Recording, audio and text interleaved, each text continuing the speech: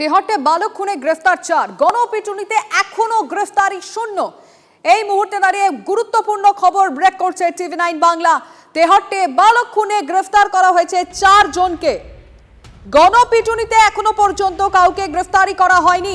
আরো আমরা তথ্য জানবো আমাদের রিপোর্টার সুপ্রিয় গুহর কাছ থেকে। সুপ্রিয়, ইতিমধ্যে যেটা আমরা জেলা পুলিশের তরফ থেকে জানতে পারছি যে তেহট্টের এই যে তৃতীয় শ্রেণীর পড়ুয়ার যে খুনের ঘটনা, সেই ঘটনাতে 4 জনকে গ্রেফতার করেছে পুলিশ, তেহট্ট থানার পুলিশ, এবং তাদেরকে আজকে আদালতে পেশ করা হবে। এবং সেক্ষেত্রে পুলিশ সূত্রে আমরা যেটা জানতে পারছি যে ছোটু মণ্ডল, সুপ্রিয় ভৌমিক, কার্তিক মণ্ডল এবং সুচরিতা মণ্ডল, এই 4 জনকে গ্রেফতার করা হয়েছে। এরাও কিন্তু এই একই গ্রামের বাসিন্দা, এমনকি এই যে মৃত ছাত্র বা পড়ুয়া তার প্রতিবেশী, এমনটাই পুলিশ সূত্রে জানা যাচ্ছে।